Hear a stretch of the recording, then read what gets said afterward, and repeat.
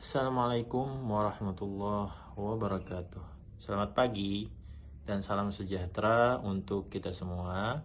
Yang terhormat kepada Ibu dosen Radiatul Jannah MPD serta teman-teman sekalian yang saya banggakan. Perkenalkan, nama saya Abdul Hadi dengan NIM 8620804346, mahasiswa dari program studi pendidikan Islam agama Islam ISTIT Darul Ulum Kota Baru. Pada kesempatan kali ini saya akan mempresentasikan materi yang berjudul Perjalanan Bahasa Indonesia dari era Melayu sampai era digital. Kalau biasanya kita memakai bahasa Indonesia setiap hari tanpa berpikir dari mana asalnya ya.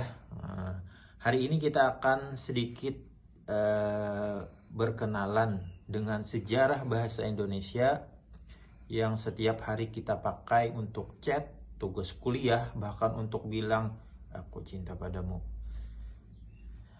Jadi asal-usul bahasa Indonesia. Nah, jadi teman-teman, bahasa Indonesia sebenarnya bukan bahasa yang muncul begitu saja setelah Indonesia merdeka. Akar bahasa Indonesia berasal dari bahasa Melayu sebenarnya, khususnya dialek Melayu tinggi. Lalu mengapa bahasa Indonesia ini yang dipilih? Ada 3 alasan. Yang pertama, bahasa Melayu sudah digunakan secara luas sejak berabad-abad lalu sebagai bahasa perdagangan dan pelayaran di Nusantara. Jadi perdagangan dari Aceh, Kalimantan, Jawa hingga Maluku bisa saling memahami. Baiklah, di masa Sumpah Pemuda dalam Kongres Pemuda di Jakarta yang kedua, ada ikrar dari Sumpah Pemuda. Kata-katanya begini: kami putra-putri Indonesia menjunjung bahasa persatuan bahasa Indonesia. Nah, yang menarik, saat itu Indonesia belum merdeka. Namun, para pemuda sudah berpikir jauh ke depan. Bayangkan, mereka berasal dari ratusan suku, bahasa, daerah yang berbeda, tetapi mampu sepakat menggunakan satu bahasa sebagai alat pemersatu. Nah, kalau sekarang kadang kita debat panjang hanya untuk menentukan tempat makan dulu. Nah, pemuda zaman dulu berhasil menyepakati bahasa persatuan untuk seluruh bangsa ini. Nah, karena peristiwa inilah bahasa Melayu secara resmi berkembang dan dikenal sebagai bahasa Indonesia.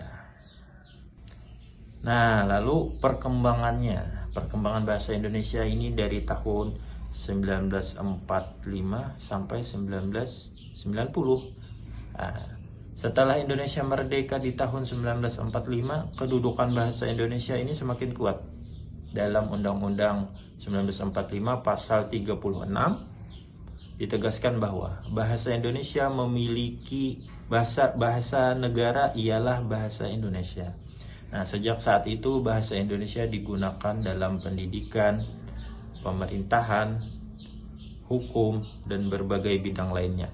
Selanjutnya pemerintahan melakukan penyempurnaan ejaan, mulai dari ejaan Van Opsgen, kemudian ejaan Swandi hingga IYD atau ejaan yang disempurnakan di tahun 1972. Contoh, ada beberapa ejaan yang disempurnakan seperti kata-kata cinta. Dulu kata-kata cinta itu tulisannya dicinta, ada T-nya.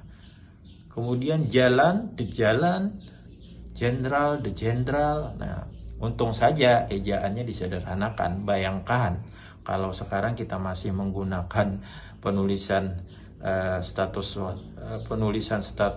WhatsApp dengan kata saja menjadi saja, mungkin tugas kuliah kita jadi 2 kali lebih panjang.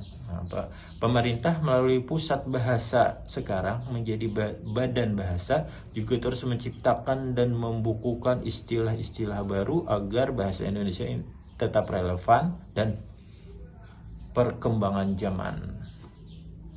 Untuk kesimpulan, perjalanan bahasa Indonesia sebenarnya sangat menarik dan panjang, berawal dari bahasa Melayu Riau menjadi bahasa Pemersatu Sumpah Pemuda, dikukuhkan lagi di Undang-Undang Dasar 1945, lalu berkembang menjadi bahasa komunikasi di era digital saat ini.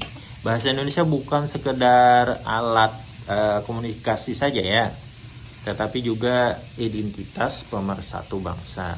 Karena itu tugas kita sebagai generasi muda adalah menggunakan bahasa Indonesia dengan bangga, benar, dan bijak. Saya mengucapkan banyak terima kasih kepada teman-teman sekalian dan juga kepada dosen kami, Ibu Raudatul Jannah MPD. Mudah-mudahan kedepannya kami menjadi lebih baik. Apabila ada kesalahan kata, mohon dikoreksi dan dimaafkan. Wassalamualaikum warahmatullahi wabarakatuh.